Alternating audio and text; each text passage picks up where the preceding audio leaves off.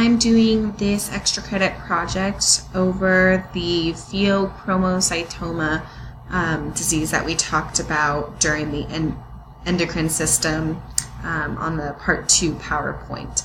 The reason I chose this disease was because it was just on one slide, and even though I knew some parts of it, I wanted to look more in depth in it and truly understand this disease.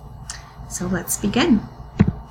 So this pheochromocytoma is also known as a paraganglioma. It is a pretty rare tumor. It produces catecholamiне, and it is a neuroendocrine tumor. It is typically associated with neurogenic tumors as well, such as neoblastomas, ganglioneuroblastoma, ganglioneuroma, malignant peripheral nerve sheath tumors. So those are all kind of together when they appear. Cause. This disease is idiopathic. However, we do know that the pheochromocytoma is typically found within the chromaffin cells of the adrenal medulla that is above the kidney. And these cells are specifically related to the fight or flight system.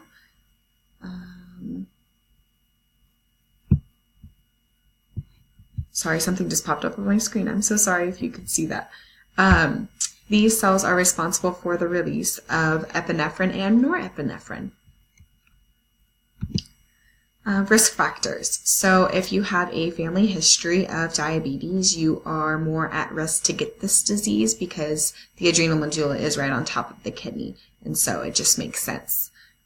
Since diabetes affects the kidneys, this makes sense. Okay, and also if you have rare disorders such as the multiple endocrine neoplasia type 2, von Hippel-Lindau disease, neurofibromatosis 1, or paraganglioma syndrome, you are more at risk to get this type of cancer if you have one of those rare disorders.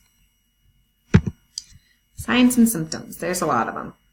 So there's weight loss. A person will be pale. They could go into shock. There is necrosis in the tumor. So this necrosis is typically very extensive damage. There's also paroxysmal hypertension. There is sometimes alternating periods of hypertension and hypotension. There is also a lot of anxiety because of those norepinephrine and epinephrine hormones being released. A person is in fight or fight all the time. Palpitations, there's abdominal pain and chest pain because during fight or flight your heart will tend to beat quicker. So that brings us to the triad with headaches, diaphoresis, which is sweating, and tachycardia. So the diaphoresis and the tachycardia make a lot of sense because you're sweating so much because you're in this state of fight or flight, and then the tachycardia, again, your heart is beating super fast. Statistics. So 71% of composite pheochromocytomas or paragangliomas coexist with ganglioneuroma. So there is pretty much equal frequency of this cancer showing up in males and females. The majority of patients are between the ages of 40 and 60 years. However, there have been cases reported as young as 5 years and as old as 82 years old. Testing. Typically, we just do a CT, an MRI, and a PET scan to get a good look at this tumor. And then you can also do a complete blood count and a urinalysis to truly understand what's going on. The complete blood count will kind of give you an idea of if a person's in the fight or flight state of mind. Treatment. So the really only thing for treatment is surgery. Before surgery, you will be giving the patient alpha blockers, beta blockers, and telling them to have a high salt diet. The alpha blockers dilate the arteries, so this decreases blood pressure and it improves the flow of blood. You do this first, and then a few days or weeks later, depending on the doctor, you will give them beta blockers. And so this will make their heart beat slower and with less force. And to counteract this because the alpha blockers and the beta blockers will decrease the amount of fluid in your cardiovascular system, you want a high salt diet to get that water back in your arteries. So with osmosis, the water follows solute. So if you have a high salt diet, there's going to be a lot of salt in your blood. So therefore, this will increase your amount of water being retained, and thus increase your blood pressure a little bit.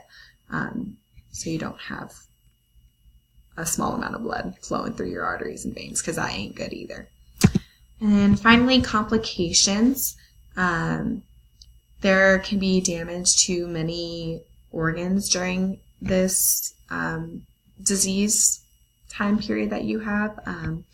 Because you're in the state of fight or flight, it can affect your heart because it is beating so quickly, and your brain, and then also your kidney, because your kidney is right underneath the adrenal medulla. What conditions occur because of this disease? Well, specifically targeting those organs can cause heart disease, stroke, kidney failure is also a pretty big one, acute respiratory distress, because you're, again, in that state of fight or flight, and so your heart's beating really fast, thus making you breathe very quickly. And then there can also be damage to the nerves of your eye. And that is all I have for you. I hope you enjoyed it. Thanks.